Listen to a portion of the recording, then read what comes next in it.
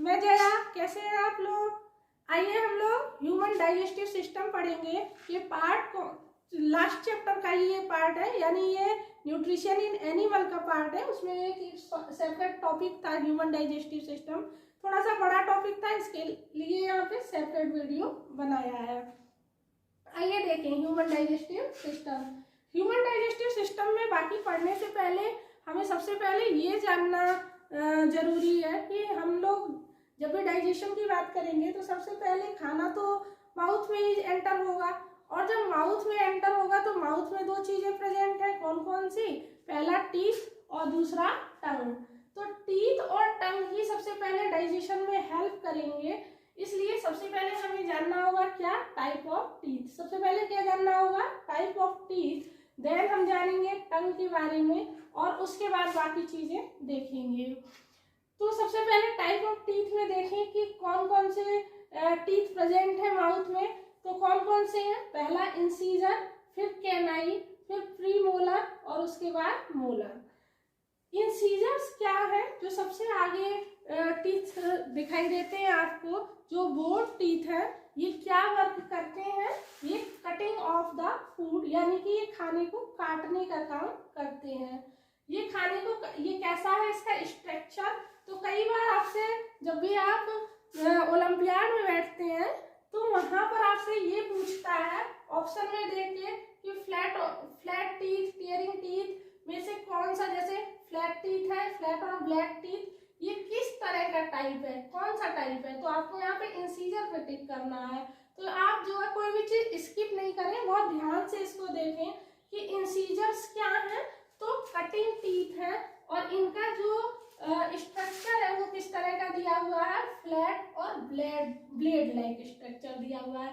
Number कितने हैं इसके? तो 8 है। तो अपर जॉ में भी 4 और लोअर जॉ में भी 4, यानी 4 मिलाकर ये कितने हैं? 8 है। तो टोटल इंसीजर्स कितने प्रेजेंट है माउथ में? तो 8। नेक्स्ट क्या देखेंगे? इंसीजर्स के बाद कौन आते हैं? तो थोड़े से पॉइंटेड टीथ आपने देखे होंगे, जो जस्ट इसके इंसीजर्स के बगल में ही दिए हुए हैं। कौन है ये? कैनाइन। अब कैनाइन कैसे है? कैनाइन टीथ कैसे होंगे? तो शार्प और पॉइंटेड टीथ है। इन्हीं शार्प और पॉइंटेड टीथ को ही हम टीयरिंग टीथ कहते हैं। टीयर का मतलब क्या होता है? किसी चीज को चीरना। अब उसको चीरने के लिए किस चीज की नीड होगी? कोई चीज पॉइंटेड होगी तभी किसी चीज को ऐसे चीर सकती है। तो इन्हीं को क्या करते हैं? कैनाइन को ही शार्प या पॉइंटेड टीथ कहते हैं, और इन्हीं टीथ को हम टीयरिंग टीथ के नाम से भी जानते हैं। ये नंबर ऑफ कितने हैं? तो 4 है। तो 2 अपर जॉ में और 2 लोअर जॉ में। यहाँ पे जो है टोटल टीथ लिखे हुए हैं, ये आप डिवाइड कर लीजिए, अपर जॉ और लोअर जॉ में इक्वल ही होंगे। इसके बाद कौन है? प्रीमोलर्स। कौन होते हैं? प्रीमोलर्स। कैनाइन के जस्ट बगल में प्रीमोलर्स है। इनका वर्क क्या है? क्रशिंग और ग्राइंडिंग टीथ, यानी कि ये खाने को क्या करेंगे? क्रश करेंगे, ग्राइंड करेंगे। और ये नंबर में कितने प्रेजेंट है? 8 प्रेजेंट है। इसके बाद कौन आएगा? तो इसके बाद है मोलर्स, और सेम वर्क ये भी करेंगे, और ये कितने हैं? 12 है। तो अब 8 और 4 कितने हो गए? 12, और 8 कितने हो गए? 12 और 8 कितने हो गए? 20 और 12 कितने हो गए? 32। तो total number of teeth present कितने हैं? 32। ओके। अब यहाँ पे देखें तो फिर ये, यानी कि अब आपका जो खाना था, यानी कि जो भी आपने फूड मुंह में डाला था, ये क्या हो गया? पूरी तरह से क्रश होकर के एक बोलस जैसा बन गया है, यानी कि एक फिजिकली क्या हो गया? फिजिकली डैमेज नहीं, फिजिकली ब्रेक डाउन हो गया। अब इसमें हेल्प कौन करेगा? टंग। ये अभी तक तो जो खाना है वो मुंह में ही है, लेकिन खाने को तो नीचे जाना है, तो उसमें हेल्प करेगा कौन? करेगा टंग। पहले सबसे तो टंग में क्या होती है? सिल्वरी ग्लैंड प्रेजेंट होती है, जो कि जिसको हम क्या करते हैं, जिस नॉर्मल लैंग्वेज में हम क्या कहते हैं, जो ग्लैंड से जूस निकलता है वो लार है, जिसको हम लोग सलाइवा कहते हैं। ये सलाइवा टंग से निकलेगी और ये क्या करेगी? डाइजेशन ऑफ स्टार्च में, यानी डाइजेशन ऑफ स्टार्च करेगी, स्टार्च का डाइजेशन करती है। और स्टार्च को किस फॉर्म में चेंज कर देती है, तो स्टार्च को क्या बना देती है, मोल्टोज बना देती है, और मोल्टोज किस में चेंज हो जाता है, ग्लूकोज में चेंज हो जाता है। तो सबसे पहले टंग क्या करती है, help in chewing the food, ये क्या करेगी, खाने को चबाने में हेल्प करती है। With the help of taste buds identifying different taste of food, और जो इसमें टेस्ट बर्ड्स प्रेजेंट होती है वो आइडेंटिफाई करती है टेस्ट को, जैसे कौन सी चीज खट्टी है, कौन सी मीठी है ना। अब ये देखो सबसे पीछे लास्ट पार्ट में जो टंग का सबसे लास्ट पार्ट है, यहाँ पे हमको कौन सा टेस्ट पता चलता है, बटर टेस्ट, यानी कड़वा लगता है। साइड साइड में हमें क्या लगता है, खट्टा यानी कि सोर, और ये इन दोनों जो फ्रंट वाली साइड है, इन फ्रंट वाली साइड में सॉल्टी टेस्ट, और सबसे आगे स्वीट टेस्ट जो है हमें आइडेंटिफाई होता है। तो अभी मेरे ख्याल से आपको टंग क्लियर हो गई होगी, टंग का वर्क क्या है, एक तो सिल्वरी ग्लैंड से सलाइवा का जो है सीक्रेशन करना, और दूसरा आइडेंटिफाई टेस्ट को आइडेंटिफाई करना, और च्यूइंग द फूड यानी कि खाने को चबाने में हेल्प करना। इतना काम आपकी टंग ने कर दिया। बाकी आप जानते हैं डाइजेशन की बात ना करें तो बोलने में भी वही हेल्प करती है, ठीक है। तो यहाँ पे देखें आपको क्लियर हो गया, क्या क्या क्लियर हो गया, टीथ क्लियर हो गया और टंग क्लियर हो गया। अब क्या होगा, जो आपकी टंग ने और टीथ ने हेल्प करके जो फूड को फिजिकली ब्रेक डाउन कर दिया, यानी छोटे छोटे टुकड़ों में बना दिया है, उसी छोटे छोटे टुकड़े को हम लोग बोलस कहते हैं। क्या कहते हैं, बोलस। ठीक, अब ये बोलस जो है क्या होगा, कहाँ जाएगा, ऑसोफेगस में, यानी ऑसोफेगस क्या वर्क करती है, तो ऑसोफेगस को ही हम एलिमेंट्री कैनल कहते हैं, यानी कि ये इस तरह का एक पाइप लाइक स्ट्रक्चर है। ये पाइप लाइक स्ट्रक्चर यानी कि यहाँ पे माउथ से होकर के फूड यहाँ पे जाएगा, और यहाँ पे आपको पता है कि इसी के पैरेलल विंड पाइप भी दिया हुआ है बिल्कुल। तो अब ये यहाँ पे समझ लीजिए कि ये खाना डायरेक्ट इसमें कैसे चला जा रहा है, यहाँ पे क्यों नहीं जा रहा है, तो यहाँ पे एक एपिग्लोटिस नाम की, क्या नाम है इसका, एपिग्लोटिस। एपिग्लोटिस नाम का एक स्ट्रक्चर होता है जो कि क्या करता है, फूड पाइप में ही खाने को पुश करता है। ठीक है, ये बात आपको क्लियर हो गई। ऐसा नहीं है कि खाना आपका जो है विंड पाइप में चला जाएगा। अगर विंड पाइप में खाना चला जाएगा तो फिर खाना वहां जाकर फंस जाएगा और आपको क्या होगी, प्रॉब्लम होगी। कभी कभी खाना फंस भी जाता है ना, आपको पता है, जब आप लेट करके खाते हैं या फिर जल्दी जल्दी में खाते हैं या बात करते हुए खाते हैं तो फिर क्या होता है, प्रॉब्लम होती है ना। तो ये एपिग्लोटिस कहाँ देगा, आपके फूड को कहाँ पर भेजेगा, ऑसोफेगस में। ऑसोफेगस को ही क्या कहते हैं, एलिमेंट्री कैनल। ये बिल्कुल ऐसा हॉलो एक स्ट्रक्चर है, इस स्ट्रक्चर में जो है फूड आपका पुश होकर के जा रहा है। अब जब फूड यहाँ से कहाँ पर पहुंचेगा, स्टोमक में। कहाँ पहुंचेगा, स्टोमक में। अब स्टोमक में क्या होगा, यहाँ पे हाइड्रोक्लोरिक एसिड प्रेजेंट होता है। क्या प्रेजेंट होता है,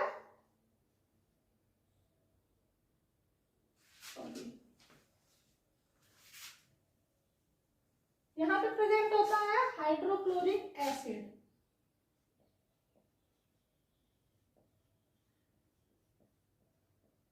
ये हाइड्रोक्लोरिक एसिड क्या करेगा, एक तो ये बैक्टीरिया को, जो भी आपके फूड में बैक्टीरिया आ गए हैं इनको किल करेगा, यानी जो भी फॉरेन बॉडी है उनको किल करेगा। और दूसरा इसका वर्क क्या है, ये एक्टिवेट कर देगा एंजाइम्स को, ताकि आपका भोजन जो है इजीली डाइजेस्ट हो सके। तो स्टोमक में क्या पाया जाता है, हाइड्रोक्लोरिक एसिड, और दूसरा क्या पाया जाता है, यहीं पर पेप्सिन पाया जाता है। क्या, पेप्सिन। ये पेप्सिन क्या करेगा, पी से पेप्सिन और पी से प्रोटीन, ये किसको डाइजेस्ट करने में हेल्प करेगा, प्रोटीन मॉलिक्यूल्स को। किसको डाइजेस्ट करने में हेल्प करता है, प्रोटीन मॉलिक्यूल्स को। तो आपने क्या, अभी तक आपने क्या देख लिया, माउथ से होकर के फूड कहाँ जाता है, ऑसोफेगस में, और ऑसोफेगस से कहाँ जाएगा, स्टोमक में। स्टोमक में कौन प्रेजेंट है, हाइड्रोक्लोरिक एसिड और पेप्सिन। ये हाइड्रोक्लोरिक एसिड क्या करता है, बैक्टीरिया को किल करेगा, जो भी फॉरेन बॉडी होंगी, और दूसरा क्या करेगा कि एक्टिवेट करेगा एंजाइम्स को, यानी एक्टिवेट करेगा जो गैस्ट्रिक जूस होंगे उनको, ताकि आपका भोजन इजीली डाइजेस्ट हो सके। दूसरा यहाँ पे क्या पाया जाता है, पेप्सिन पाया जाता है। ये पेप्सिन क्या करता है, प्रोटीन मॉलिक्यूल्स को डाइजेस्ट करता है। ये प्रोटीन मॉलिक्यूल्स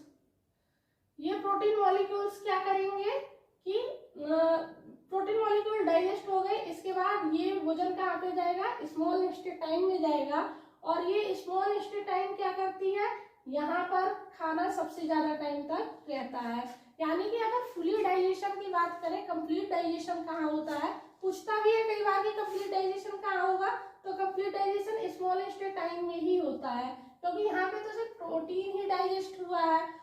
अब स्मॉल इंटेस्टाइन में जब खाना जाएगा तो यहाँ पर क्या होगा, यहाँ पर आपको बाइल जूस, इसी स्मॉल इंटेस्टाइन में क्या क्या मिलेगा आपको, बाइल जूस मिलेगा, जो कि स्मॉल इंटेस्टाइन में नहीं बनता है, बल्कि ये बनता कहाँ पर है, ये लीवर में बनता है। कहाँ पर, लीवर में। लीवर से निकलने वाला बाइल जूस किसको डाइजेस्ट करता है, फैट को। अब एक बात यहाँ पे जो जानना जरूरी है वो क्या, कि बाइल जूस निकलता तो जरूर लीवर से है, लेकिन ये लीवर में रहता, मतलब लीवर से निकल करके स्टोर कहाँ पर रहता है, तो ये स्टोर रहता है गॉल ब्लैडर में। कहाँ पर रहेगा, गॉल ब्लैडर में। और जब भी आप कोई फैटी चीज खाएंगे तो जैसे ही आपकी बॉडी में फैट पहुंचेगा तो ये फैट मॉलिक्यूल्स को डाइजेस्ट करने में, यानी फैट को डाइजेस्ट करने में हेल्प करता है। कौन हेल्प करता है, बाइल जूस।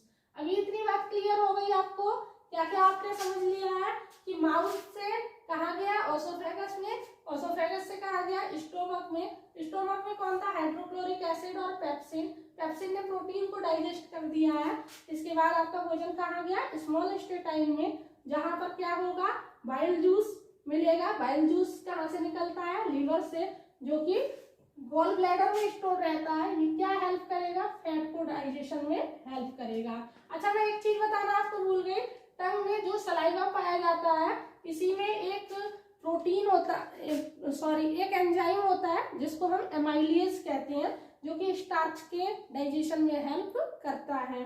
तो ये यहाँ पे स्किप हो गया था, तो आप अभी नोट कर लीजिएगा। इसके बाद स्मॉल इंटेस्टाइन में बाइल जूस मिल गया, और पैनक्रियास से निकलने वाला पैनक्रिएटिक जूस भी है स्मॉल इंटेस्टाइन में मिलता है। एक बार यहाँ पे देखिए, स्टोमक में जो आप पेप्सिन यहाँ पे मिल रहा था, जो छोटे बच्चे होते हैं, जो इन्फेंट्स होते हैं, यानी कि जो दूध पर ही बेसिकली जीवित रहते हैं, उनकी जो स्टोमक होता है उसकी वॉल से रेनिन नाम का, यानी रेनिन नाम का एक जूस जो है, मतलब एक एंजाइम जो है निकलता है, जो कि क्या वर्क करेगा, ये दूध के डाइजेशन में हेल्प करता है। तो अभी आपको इतनी बात क्लियर हो गई। अब स्मॉल इंटेस्टाइन में बाइल जूस मिल गया, और पैनक्रियास से निकलने वाला पैनक्रिएटिक जूस भी वहां पर मिल गया, और इंटेस्टाइनल जूस। अब क्या होगा कि कंप्लीट डाइजेशन स्मॉल इंटेस्टाइन में हो जाएगा। इसके बाद आपका फूड कहाँ जाएगा, तो लार्ज इंटेस्टाइन में जाएगा, और लार्ज इंटेस्टाइन में क्या होगा, तो लार्ज इंटेस्टाइन में जो वाटर था वो एब्जॉर्ब होगा, वाटर एब्जॉर्ब हो गया। अब आपका फूड, अब यहाँ पे जो स्मॉल इंटेस्टाइन था ना, यहीं पे एसिमिलेशन होता है, यानी एसिमिलेशन का प्रोसेस कहाँ पर होता है,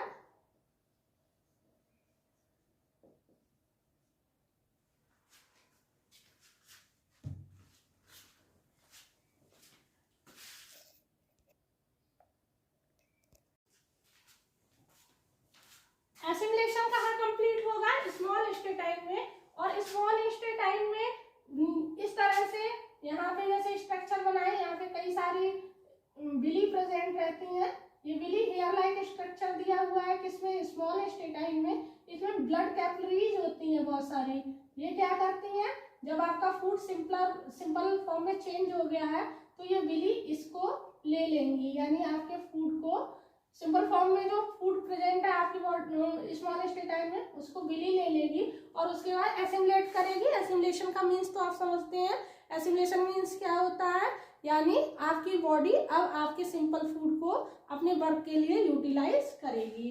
तो टोटल यूटिलाइजेशन यानी कि टोटल जो डाइजेशन है वो कहाँ कंप्लीट होगा, स्मॉल इंटेस्टाइन में कंप्लीट डाइजेशन यहाँ पे कंप्लीट हो जाएगा।